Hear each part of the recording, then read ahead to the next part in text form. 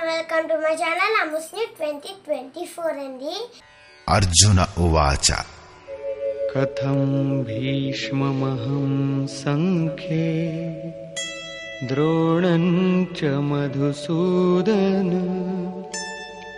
ఇషుభిః ప్రతియోత్స్యామి పూజార్హావరిసూదన.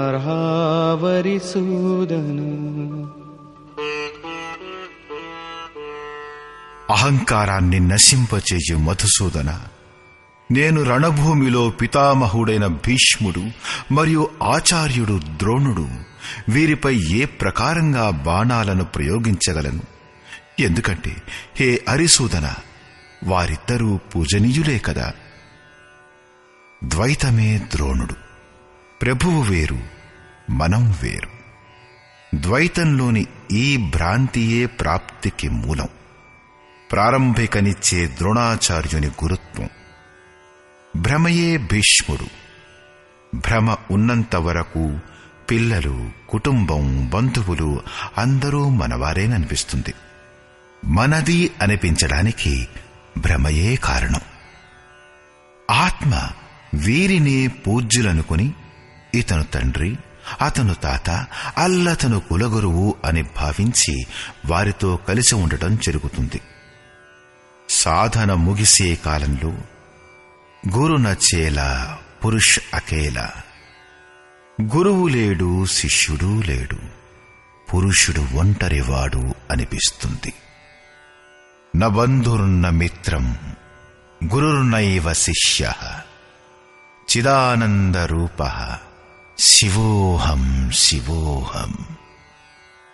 ఎప్పుడైతే చిత్తం ఆ పరమానందంలో లయమైపోతుందో అప్పుడు గురువు జ్ఞానదాతగాను శిష్యుడు గ్రహీతగాను ఉండరు.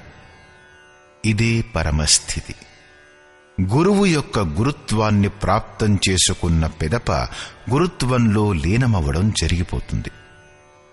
అర్జున, నీవు నాలో నివసిస్తావు అని శ్రీకృష్ణుడు అన్నాడు.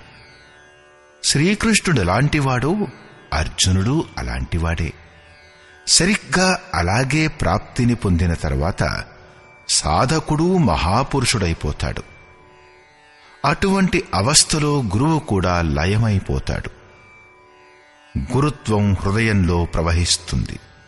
అర్జునుడు గురు పదవిని రక్షగా మార్చుకుని ఈ సంఘర్షణలో ప్రవృత్తమవడం నుంచి తప్పించుకోవాలనుకుంటున్నాడు.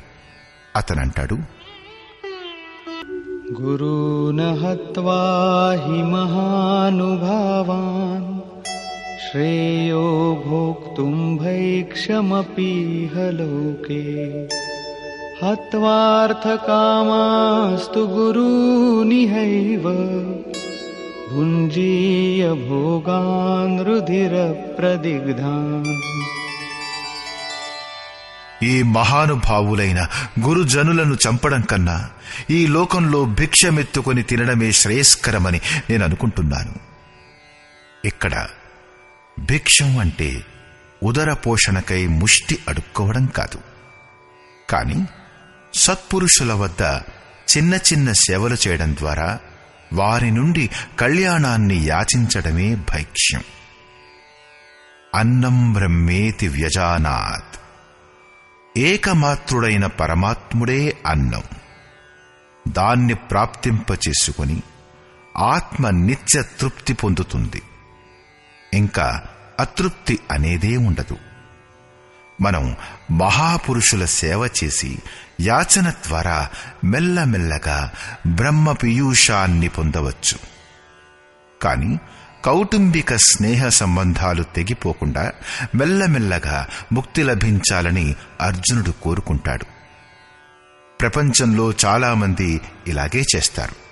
కాని పయనించే పథికులకు, అనగా ఎవరి సంస్కారమైతే సమర్థవంతంగా ఉందో అటువంటి వారికి ఈ భిక్షాన్నం సరైన విధానం కాదు.